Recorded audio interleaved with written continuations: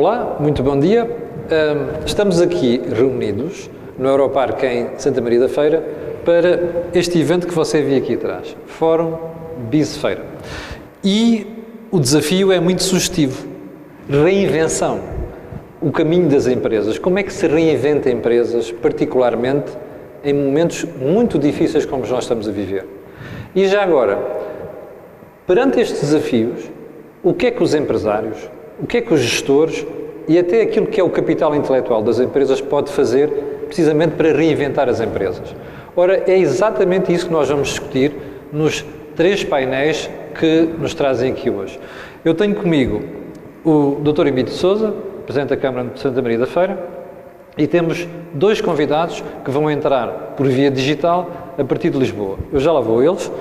Emílio de Sousa, isto é uma diferença brutal face ao ano passado. O ano passado estavam aqui 1000 pessoas. É verdade, 1000 pessoas, 12 câmaras de comércio internacionais, uma interação muito grande com o setor empresarial, com o setor educativo, porque o painel do ano passado também teve esta componente da educação, até porque nós estamos muito empenhados em colaborar com o setor educativo, porque estamos numa situação de pleno emprego.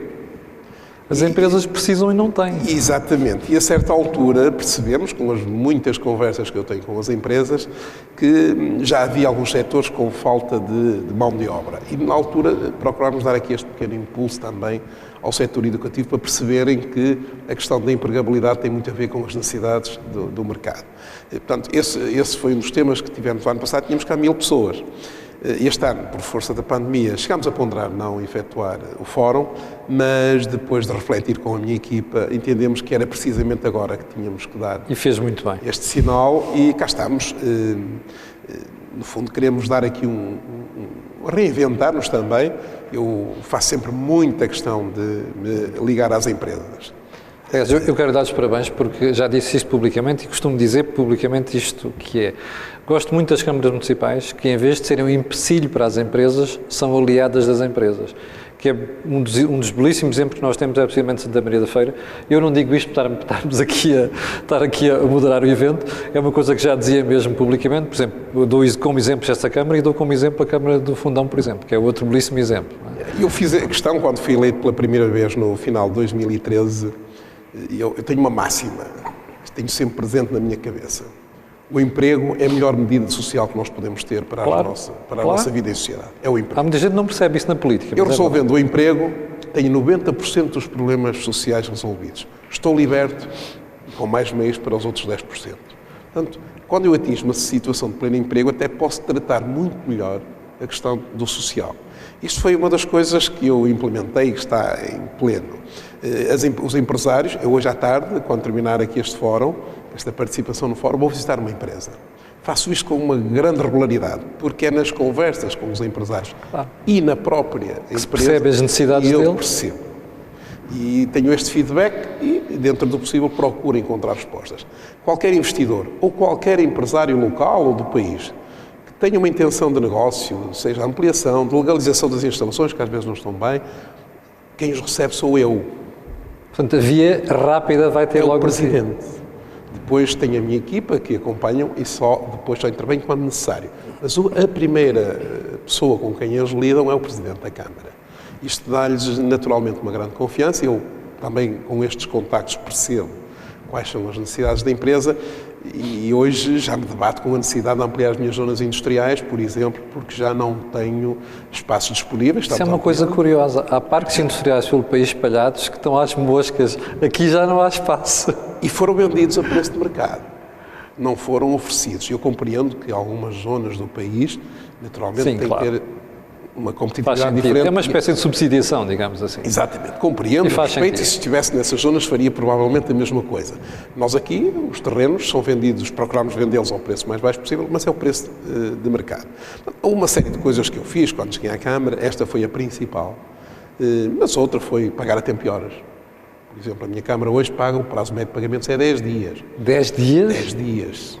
Quase o tempo isso nem uma empresa privada paga 10 dias. Mas isto foi muito bom para todos, porque antes a Câmara pagava com prazos muito mais dilatados, ou até um período muito anterior que chegava a pagar 1 ano e 2. O que significava que o fornecedor também já metia no preço o custo do dinheiro. Exatamente.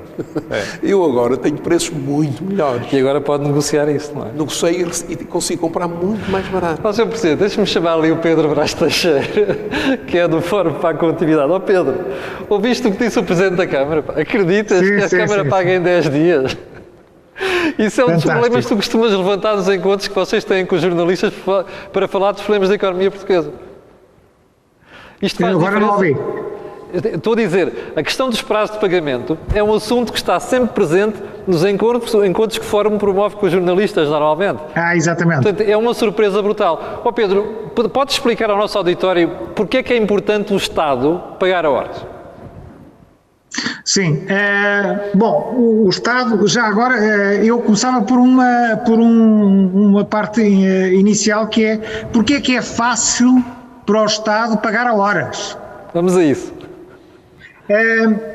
O Estado, habitualmente, financia-se a uma taxa de juros muitíssimo inferior a qualquer investidor privado, qualquer empresa privada, porque é considerado sempre, com razão, o elemento de menor risco de uma determinada economia. E, portanto, se o Estado se consegue financiar a preços com taxa de juros mais baixa do que as empresas, o Estado pode exatamente, a Câmara muito bem, que o Estado consegue pedir dinheiro emprestado mais baixo do que as empresas e assim conseguir fazer compras a preços mais baixos, porque evidentemente uma empresa, quando o Estado se atrasa sucessivamente nos pagamentos, como muito bem disse o Sr. Presidente da Câmara, as empresas depois fazem refletir esses atrasos de pagamentos nos preços que o Estado paga. Portanto, é uma poupança inexistente. Portanto, isto é o caso geral. Agora, o que é que se passa atualmente? O que se passa é que as taxas de juros do curto prazo, e aliás até mais do que o curto prazo... Até 8 anos, Pedro. Até 8 anos já são taxas negativas. São negativas, ou seja, o Estado pedindo emprestado para pagar as suas dívidas de curto prazo, não paga juros, recebe. E, portanto, para o Estado é extremamente fácil pagar a tempo e horas. E, portanto, é uma daquelas coisas que eu não consigo perceber porque é que há tantos atrasos nos pagamentos do Pedro, Estado. E no impacto nas empresas, tem ou não impacto o facto do Estado pagar a horas? Isto não se transmite depois pela cadeia, por aqui abaixo? É evidente, porque as empresas, infelizmente em Portugal, estão todas muito descapitalizadas e, portanto, terem que gastar parte desse capital escasso a dar crédito aos clientes é uma coisa que desvia o escasso capital de outras atividades produtivas e, portanto, limita o crescimento das empresas. Para além de toda a incerteza, quer dizer, no caso do Estado não há propriamente incerteza, mas há incerteza em relação aos prazos de pagamento e tudo isso, como toda a gente sabe, a incerteza é inimiga das empresas e, portanto, sempre que seja possível eliminar a incerteza, é preferível esse caminho. Bom, deixa-me regressar agora ao objeto desta conversa de hoje. Nós estamos aqui a falar em reindustrializar Portugal com as ferramentas do futuro. Ora, nós temos algumas ferramentas já à mão, uma delas é o Fundo de Recuperação Económica, como tu sabes. E a primeira pergunta que tenho para te fazer, Pedro, é: estás tranquilo que estas ferramentas vão ser utilizadas de melhor maneira para promover, por exemplo, a atividade empresarial? Não, quer dizer, para já convém não colocar o foco na atividade empresarial, mas sim no país, porque a nossa preocupação é basicamente o país. E, portanto, é verdade, Pedro, não mas tu tens dinheiro aplicado numa série de setores com um déficit de setor empresarial, por isso é que eu te faço a pergunta. Sim. E, portanto, eu estou relativamente cético, embora não se conheça ainda muitos dados, mas estou relativamente cético em relação a este programa, porque nós temos um problema genérico que é trabalhar para as estatísticas. Em vez de trabalhar para resolver problemas, trabalhamos para as estatísticas. e com muito maus resultados. Eu vou falar para já só no problema do hidrogénio, que é um investimento totalmente desproporcionado. Nós já investimos, já fizemos esta asneira no passado em comprar tecnologia que não era de ponta, que não era competitiva das renováveis e no caso do hidrogénio vamos fazer a mesma asneira, que é investir imenso dinheiro numa tecnologia que não está minimamente capaz de estar pronta e competitiva, quando para conseguir alcançar o mesmo objetivo da descarbonização, tínhamos imensas alternativas com resultados competitivos, alternativas competitivas que podiam produzir muito mais resultados. E, portanto, há aqui, assim, uma certa tentativa de ser original e, se calhar, evitar ser original por original era uma forma de nos dar resultados mais concretos. Pedro, já volto a ti. Deixa-me só introduzir aqui o João Menezes, da BCST Portugal. O João é secretário-geral do Conselho Empresarial para o Desenvolvimento Sustentável. João, nós estamos aqui a falar em reindustrializar o país com as ferramentas do futuro. De que ferramentas é que estamos a falar? E já agora, João, está otimista quanto a isso? Olá, bom dia. Aproveitando para cumprimentar todos os presentes no painel, é com muito gosto que participo nesta conversa, digamos, e que aceitei o convite da Câmara Municipal de Santa Maria da Feira. Bom, eu diria que há dois vetores de transformação do século XXI, e já todos percebemos isso. O primeiro vetor entrou mais cedo, logo no início do século, que foi o vetor da transformação digital e de tudo o que está ligado ao universo da indústria 4.0 e dessa evolução tecnológica. O outro vetor é o da sustentabilidade e esse não entrou logo no início do século, mas vai agora transformar tudo o que são as nossas economias, estilos de vida, modelos de negócio das empresas, sociedades, etc. Os dois, muitas vezes, a boa notícia vão surgir combinados. E há muitos novos modelos de negócio, de economia da partilha, de produto como serviço, etc., que são bons do ponto de vista da sustentabilidade, da otimização dos recursos, e não só nesse objetivo da sustentabilidade, mas que também dependem dessa transformação digital em curso. E, portanto, se há dois vetores de transformação económica ou social e dos nossos estilos de vida são estes, e eu penso que aí a Europa está a fazer um excelente trabalho, porque fez destes dois vetores o centro da política europeia, para a década, mas para além desta década, e do investimento europeu, e penso que o Governo, e bem, tem seguido essa linha, essas diretrizes europeias. O plano para a recuperação e resiliência que já mencionou na abertura, e que foi apresentado agora muito recentemente a Bruxelas e está à espera da sua aprovação formal, são desde já 14 mil milhões de euros de investimento na economia e no país e que têm três grandes eixos, o da resiliência, o da transição climática e o da transição digital, e o que está por trás destes três grandes eixos e destes 14 mil milhões de investimento são exatamente o reconhecimento desses dois vetores de transformação fundamentais, o digital por um lado, a indústria 4.0 e por outro a sustentabilidade. E só para concluir, temos estes 15 mil milhões já em plano, mas até 2027 vamos ter mais de 50 mil milhões, o que é mais de 50% de tudo o que já recebemos desde 1986, desde a data de adesão.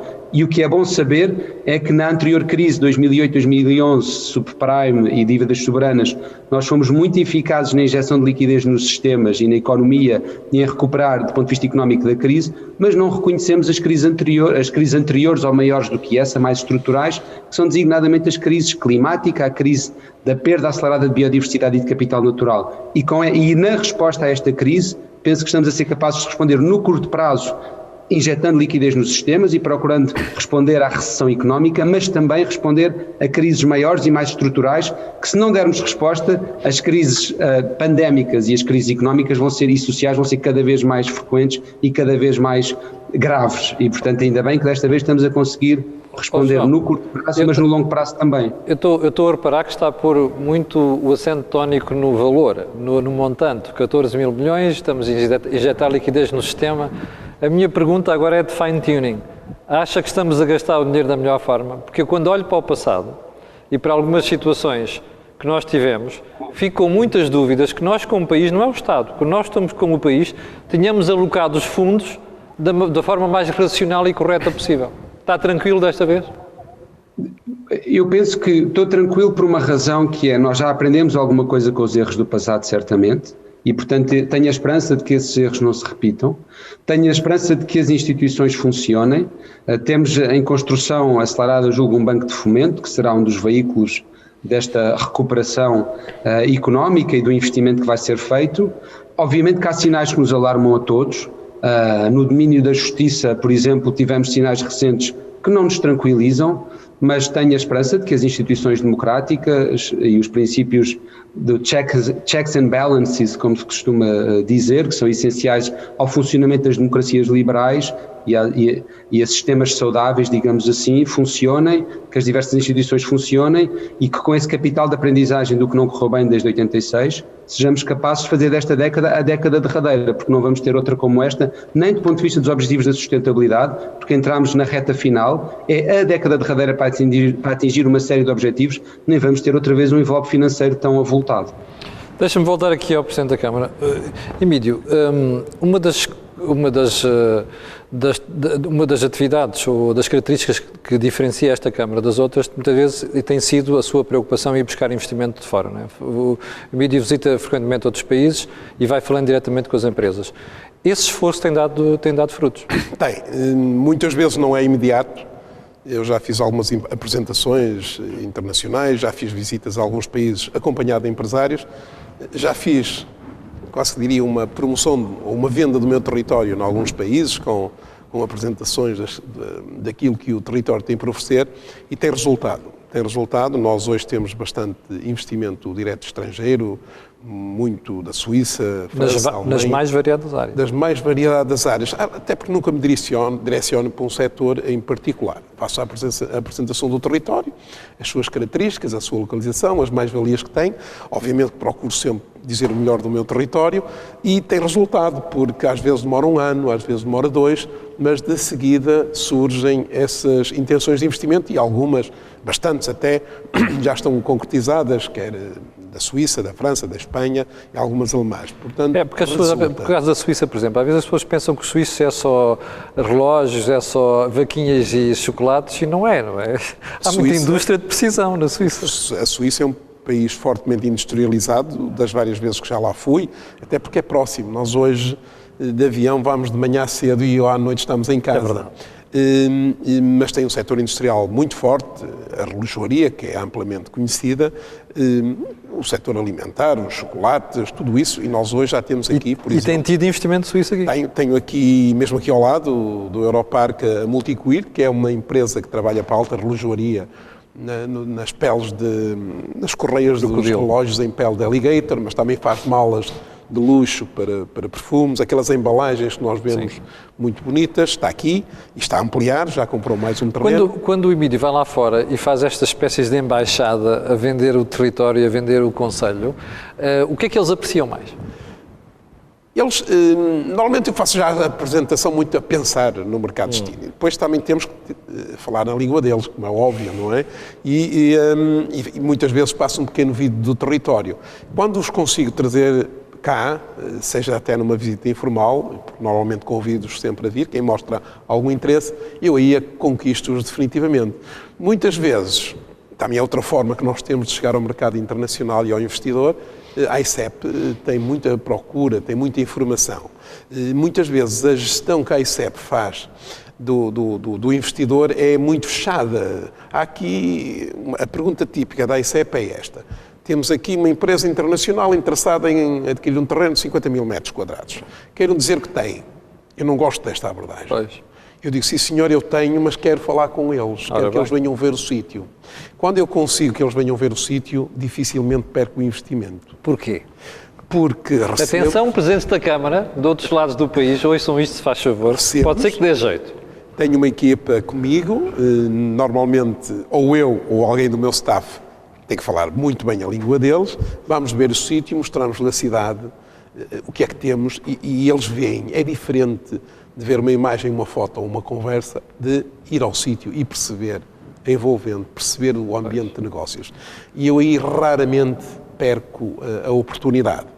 Portanto, o tempo de decisão, normalmente, quando alguém manifesta vontade de investir a minha Câmara, eu digo sempre, nós, para licenciarmos um projeto de investimento na área industrial, ou outros que são aqueles até mais complexos, aprova o projeto em 15 dias. Atualmente temos uma grande dificuldade, que eu às vezes ouço falar nestes grandes investimentos e espero bem que o Fundo de Recuperação e Resiliência que rapidamente entre no mercado, mas, por exemplo, o maior desafio que eu tenho, o maior pedido que eu tenho hoje de ajuda é para o fornecimento de energia elétrica e para os parceiros da dita EDP, que chega a demorar um ano. Olha, eu dou um exemplo desta empresa suíça, Multiquir, que aqui tem outro nome, estiveram a funcionar, depois de terminar os trabalhos, estiveram a funcionar com um gerador durante muito tempo, porque a demora para a ligação definitiva do abastecimento elétrico era brutal, chega a demorar um ano. Há dias dizia um amigo Presidente de Câmara, e comigo passa-se o mesmo, antigamente o Presidente de Câmara recebia pedidos de habitação, emprego, ou um emprego na Câmara, ou de habitação, ou então para legalizar uma obra ilegal.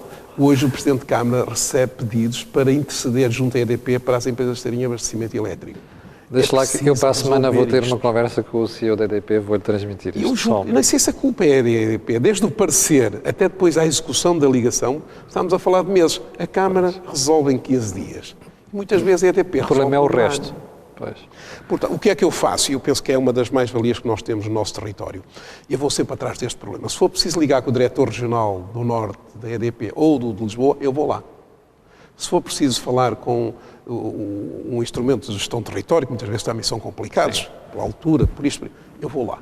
Sou eu próprio que vou, com perceber o que é que se passa e tentar resolver o problema. Portanto, eu acho que esta é a ajuda, e os presidentes de Câmara fazem isto muito bem, e aprendemos muito uns com os outros. Acho que fomos pioneiros, meia dúzia deles, no início, em 2013, 2014, mas hoje eu penso que esta posição, esta forma de atuar já é muito geral e acho que o país beneficia. Aliás, muito do investimento estrangeiro que surgiu nos últimos 6, 7, 8 anos foi muito por força desta ação diplomática dos presidentes de Câmara. Das câmaras, sim. O poder local muitas vezes não é bem visto, não é bem apreciado, enfatiza-se muito um ou outro problema que existe, que às vezes existe, e ignora-se muitas vezes esta componente tremenda de captação de investimento, de preocupação com o bem-estar, com o emprego, que as câmaras têm. Deixa-me voltar ali ao Pedro. Pedro, não estás preocupado com o impacto da pandemia na economia portuguesa? E estamos a falar daqueles problemas estruturais que nós já trazemos de trás das últimas décadas.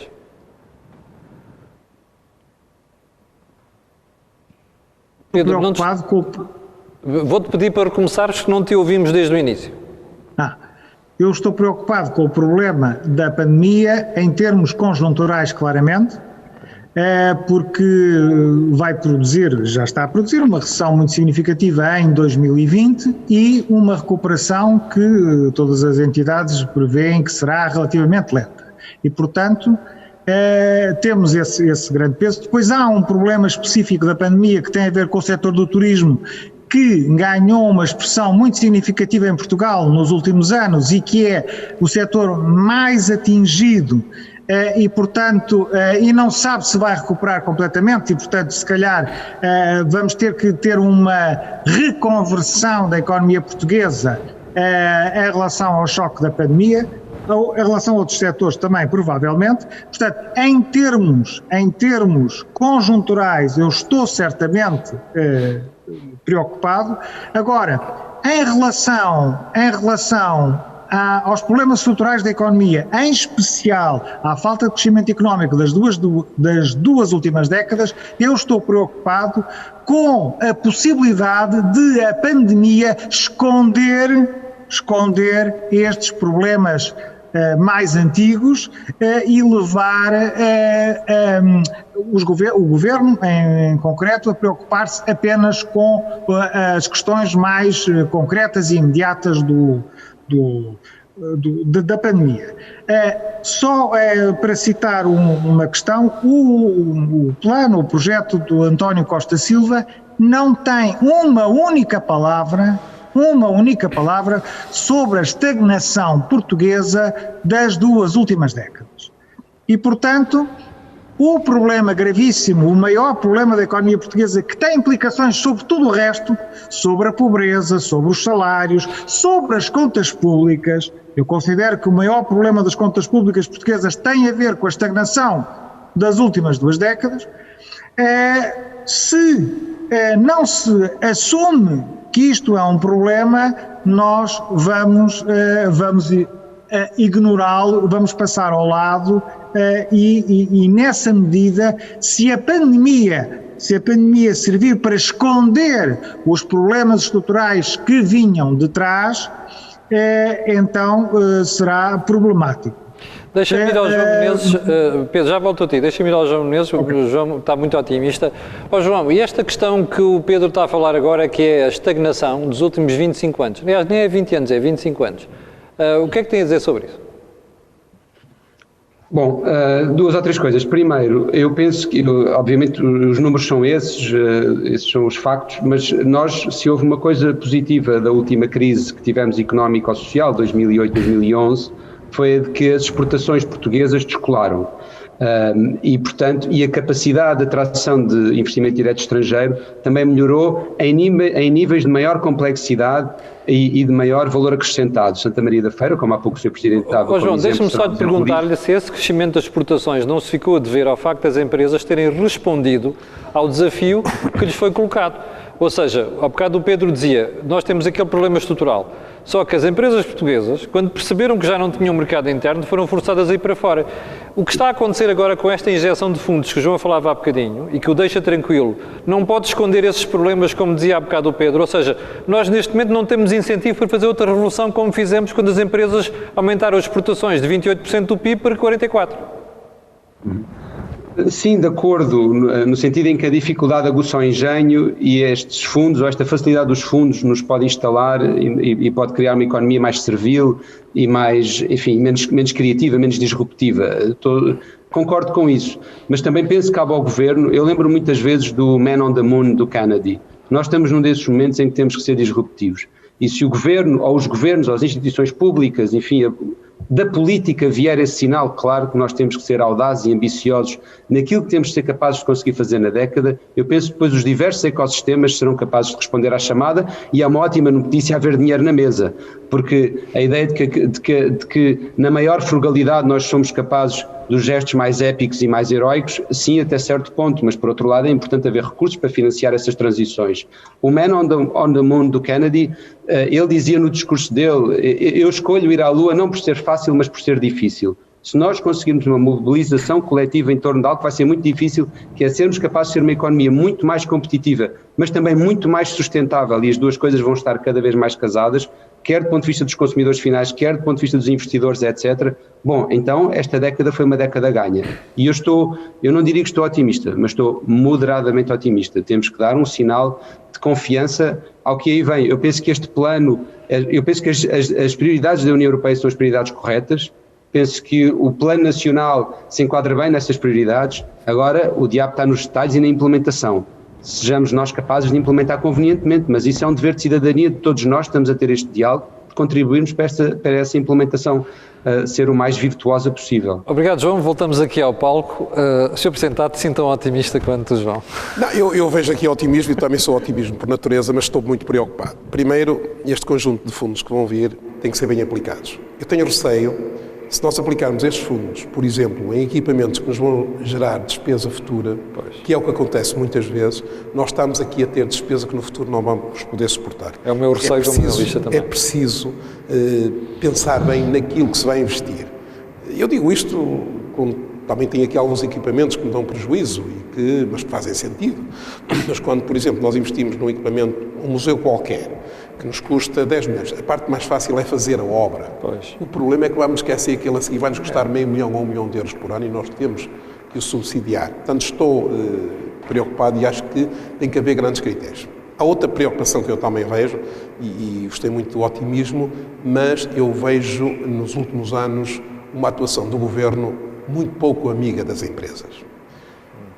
Não é só a questão das taxas e taxinhas que é verdade, é um facto. Há um conjunto de entidades a atuar permanentemente sobre as empresas de uma maneira absolutamente predatória. Desde a autoridade tributária, que tem uma especial apetência pelo ataque ao setor industrial, no meu território, no distrito de Aveiro, até, por exemplo, a Autoridade para as Condições de Trabalho, que hoje está aprisionada, as pessoas não têm culpa. Hoje há toda uma utilização destas ferramentas do Estado que foram criadas para defender o trabalhador num determinado contexto, mas que hoje são absolutamente instrumentalizadas para criar grandes obstáculos às empresas. Eu não vou dizer aqui uma empresa, mas há aqui uma empresa no meu território que emprega mais de 1000 pessoas, que tem uma pessoa permanentemente no gabinete para tirar fotocópias e dar documentos à ACT. Como é que isto funciona? Porque essa empresa tem no seu conjunto um pequeno grupo de trabalhadores que está permanentemente a fazer queixas à ACT sobre tudo e mais alguma coisa. Isto acontece. Isto é verdade. Isto impede. Impede o bom funcionamento das empresas. E um país que não perceba a importância das empresas na qualidade de vida e desenvolvimento económico está perdido. E eu temo, porque eu não vejo essa atitude amigável para com as empresas. Quando alguém diz que se a empresa tiver lucros não podes pedir. Pois. Quando alguém diz se receber fundos... Ou quando se mexe no período experimental, por exemplo. Se receber fundos não podes pedir. Eu até tenho dúvidas da constitucionalidade destas medidas. Porque estamos a entrar num espaço da empresa, da sua autonomia, que me deixa profundamente preocupado. Muitas vezes conduz uma empresa à morte quando ela sobreviveria com medidas certas. E depois isto é ridículo. Vou dar uma notícia hoje de manhã que me fez, não é para sorrir, mas eu sorri. A TAP vai despedir 1.400 pessoas. Recebe apoio do Estado. Pela lógica do setor empresarial privado, a TAP não podia despedir ninguém. Isto é uma coisa absolutamente inacreditável que está a acontecer no nosso país. E se nós temos o chapéu da União Europeia que nos vai protegendo de certas tendências totalitárias, eu às vezes penso que nós não iríamos a caminho do que se passa na Venezuela e de outros países, porque há de facto atualmente uma cultura de coletivismo, de um socialismo totalitário. Que gera preocupação. Eu estou muito preocupado porque eu vejo aqui um socialismo totalitário. E quando eu vejo, um outro exemplo, a pensão mínima sobe 10 euros ou 20, mas a outra pensão ligeiramente acima, alguém que descontou toda a vida por um valor superior, fica igual. Qual é a tendência? Vamos ficar todos a ganhar a pensão mínima no futuro? Vamos todos ganhar o salário mínimo no futuro? Então aquele que descontou por valores muito mais elevados não tem direito a ter a sua pensão atualizada. Ou seja, a pessoa que não recebeu por baixo da mesa, exatamente, para poder discutir e preparar a sua reforma... Descontou para preparar a sua reforma, vai também ficar com a pensão mínima? Estou extremamente preocupado, e não é só mesmo agora com a aplicação em que todos vamos saber o que é que andamos a fazer onde estamos, que eu também acho um perfeito disparate, mas este Estado, esta maneira, esta cultura de Estado é preocupante. E se a Europa tem sido o nosso grande chapéu, há bocadinho o Brás Teixeira referia que o Estado se financia a preços baixos, zero. Não financia nada, porque precisa ter capacidade de financiamento, e nós com a dívida que temos, se não fosse o chapéu europeu, eu tenho dúvidas que alguém nos financiasse. Já estávamos no segundo resgate. Eu tenho muitas dúvidas. No quarto resgate. O Estado financia-se quando pode financiar-se e tem Pedro, capacidade para isso. Há bocadinho, quando perguntei pelos problemas estruturais, estava à espera que comentasse estes aspectos que o Sr. Presidente referiu agora. Por exemplo, as empresas que recebem apoios não podem despedir. Por exemplo, mexer na lei laboral. Isto não te incomoda? Sim. Aliás, quer dizer, nós precisamos, para aproveitar esta reindustrialização, precisamos claramente de atrair investimento direto estrangeiro, como esta Câmara tem feito um excelente trabalho nesse sentido. E, aliás, é interessante verificar que o processo de reindustrialização surge por duas vias. Por um lado, pela Comissão Europeia, que já fala nisto desde 2014, e também pelo lado das empresas, das grandes empresas, que vinham já num processo, antes da pandemia, de reshoring, que é regressar ao mercado inicial, e nearshoring, que é ir para mercados próximos, para locais próximos de produção. Portugal, como não tem grandes multinacionais, pode fazer no trabalho no nearshoring, ou seja, atrair grandes empresas europeias para virem deslocalizar a produção que estava na Ásia para Portugal. Mas para isso precisamos realmente de atrair investimento direto estrangeiro. E nós temos à cabeça dos obstáculos a nossa taxa elevadíssima de IRC, a segunda maior a nível europeu, que depois tem imensas exceções, e portanto só que o problema é que os investidores estrangeiros que tentam vir para Portugal veem a nossa taxa muito elevada e muitos desistem à partida e não querem pensar sequer em Portugal. E era preferível eliminar essas exceções todas e baixar a taxa normal de IRC para não sermos um tão grande obstáculo às empresas. A instabilidade fiscal e legislativa é uma das questões que é sempre referida. Eu não vou fazer aqui a lista que é sempre a mesma, que toda a gente já conhece, vou só focar mais um dos aspectos, que é os elevados custos de alguns fatores de produção, nomeadamente a energia. E portanto, nós tivemos uma série de decisões,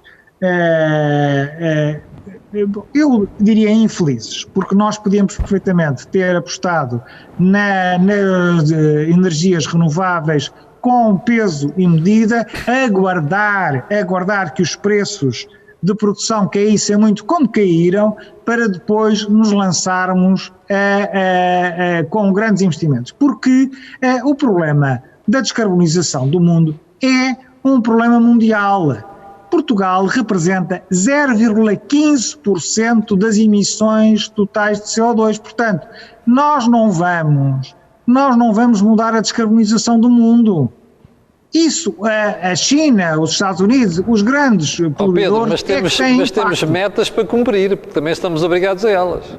Sim, não, está bem, mas há formas muito mais eficientes e menos eficientes de atingir essas metas, não é? E a proposta que vem do hidrogénio parece que é uma meta, um projeto altamente ineficiente de alcançar metas. Temos de fazer um debate nacional à volta do hidrogénio, eu acho que aí tens razão. Pá. Mas, Camilo, já agora se me permite só aqui uma brevíssima nota, porque eu acho que às vezes também é importante percebermos isto, mesmo a questão da transição energética, fala-se do hidrogénio, é uma matéria que eu não conheço muito bem, mas a ideia é muito simples. Nós, durante o dia, como somos um país com sol, produzimos energia a mais, como não temos maneira de armazenar, vamos investir no hidrogénio e aproveitamos o hidrogénio para produzir energia no período em que não temos sol. A ideia é um bocado simples esta, mas eu não me acredito, porque a competitividade disto resulta também muito, eu já ouvi o Sr. Ministro falar disto, o carbono vai ser taxado. Isto significa o quê? Que a produção de energia com combustíveis fósseis ou até gás natural, que é até uma energia limpa, sim, vai ser taxada. Portanto, quando se apresenta aqueles números da eficiência na produção de energia, há sempre ali uma taxa a algures que nós não controlamos. Eu estou, há dias, e estamos todos os presidentes de Câmara indignados com esta nova taxa de gestão de resíduos, que mais não é com um imposto sobre o lixo que mandamos para os aterros. Esta taxa foi criada em 2015, que é um imposto, porque não há nenhuma contrapartida aqui, com 5,5 euros por tonelada, 5,5 euros. 2015, e era para financiar o pagamento da estrutura do ambiente que superintende estas matérias. Muito bem. A taxa está atualmente em 11 euros, duplicou em 4 anos. E o Governo prepara-se para duplicar novamente para 22 euros. Este Governo, em 5 anos, passou a taxa, multiplicou por 4 esta taxa, que é um imposto sobre o lixo. O meu município produz perto de 50 mil toneladas por ano, vai ver a sua fatura aumentada de 600 mil euros de imposto para 1,2 milhões, que eu tenho que refletir na fatura dos municípios. Exatamente. Que significa um aumento na fatura do município de 5, 6%. Agora imagina as empresas. São estas coisas que todas misturadas, que depois distorcem completamente. Sim. Desde as corporações profissionais que conseguem taxas para 1001 coisas, desde este corporativismo que existe em vários setores e depois, no fim, os nossos custos de produção são elevadíssimos, a nossa competitividade internacional é baixa, precisamente por isto, porque as nossas empresas, os nossos trabalhadores são realmente bons.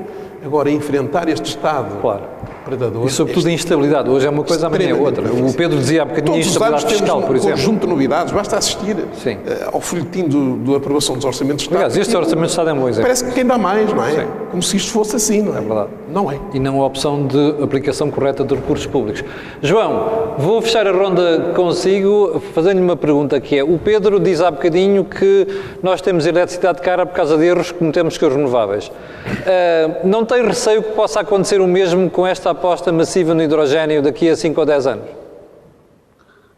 Sim, mas sendo a última ronda, só já respondo à questão, só dar 2 notas prévias. A primeira, e moderando o meu otimismo, que não deixa de ser um otimismo, e citando o Peter Drucker, que bem conhecem, o guru da gestão, e que dizia Culture eats strategy for breakfast. A cultura come a estratégia ao pequeno almoço. O que é que isso quer dizer? Podemos ter a melhor estratégia nacional para a década, que depois se a cultura do dia-a-dia, os nossos hábitos cotidianos, as instituições não funcionarem, não vai acontecer, a estratégia não vai acontecer e, portanto, é evidente que a nossa malha cultural, esse substrato cultural do país, daquilo que é a atitude de cada um de nós e do modo como as instituições funcionam, é que é decisivo em fazer acontecer a estratégia. Um ponto. Segundo ponto, reinvenção é o mote deste diálogo e as ferramentas do futuro. Eu estou absolutamente identificado e de acordo com uma série de estrangulamentos à economia que foram identificados e que são diagnósticos feitos até há décadas, diria assim, mas não tenho dúvida que temos que ser disruptivos e inovadores na forma como olhamos para esses temas. Por exemplo, política fiscal dizia-se, não tenho dúvida que temos que pagar carbono, temos que ter mercados de carbono para incentivar a transição para estilos de vida e sociedades de muito baixo carbono, temos que pagar os serviços de ecossistemas, sem dúvida nenhuma. Nós hoje em dia não reconhecemos serviços de ecossistemas. O capital natural é um património cada vez mais dilapidado e cada vez mais finito e quando acabar, acabou. E aí sim nós vamos sentir, do ponto de vista económico, metade do PIB mundial assenta em capital natural, metade diretamente em capital natural, porque os nossos telemóveis, as nossas casas, os nossos carros, os medicamentos, a alimentação, a roupa, tudo tem componentes naturais, vindas da natureza, muitas das quais biomassa, minérios, minerais, combustíveis fósseis são absolutamente finitas. E, portanto, não estamos só a falar de questões éticas ou de qualidade de vida futura, estamos a falar de empregos num mundo morto, não há economia nem emprego, ou num mundo moribundo. Portanto, os serviços de ecossistemas têm que ser pagos e, sem dúvida, os resíduos têm que ser pagos, evidentemente, para que nós tenhamos atuações responsáveis enquanto cidadãos. Agora, isso permite-nos fazer trade-offs para outras zonas de política fiscal, por exemplo, pagarmos menos IRC e menos IRS, porque estamos a pagar e a financiar o orçamento do Estado por outras vias. Bom, mas isto, digamos assim, no contexto da reinvenção e de uma certa disrupção e audácia que também temos que ter olhando para a frente para a década. Respondendo à questão do hidrogénio, eu não sou de todo um especialista na questão do hidrogénio, quero acreditar que o debate em curso na Europa, mais uma vez, e nacional, diria a boleia da Europa, é um debate sério, intelectualmente sério e suportado cientificamente e que não serve a interesses instalados, obscuros ou não obscuros. Quero acreditar que o mix energético para a descarbonização neste momento não é possível assentar apenas em eólica e solar, ou nas renováveis se quisermos, sendo que o hidrogénio verde será renovável, mas e que temos que fazer avançar o hidrogénio para não avançar o nuclear. E, portanto, em substituição de combustíveis fósseis no mix energético, para que o nuclear não tenha que ter um papel, penso que, e quero acreditar nos relatórios, que precisaremos de hidrogénio. Muito bem, João. Bom, faremos essas contas no fim. Já passámos largamente o tempo, novamente. Eu quero agradecer ao Pedro Vaz Teixeira e ao João o contributo que nos deram à distância, as reflexões que até têm perspectivas meio opostas. E quero agradecer ao Sr. Presidente da Câmara também o ter-nos acompanhado neste painel e, sobretudo, dar-lhes parabéns pelo trabalho que vai fazendo por aqui, nomeadamente na área empresarial. Muito obrigado. Bom, quanto a nós, daqui a pouco voltaremos com a APICAPS e a APCOR para discutir o caminho das empresas e como é que nós podemos reinventar, tendo em conta os desafios que temos pela frente. Até já.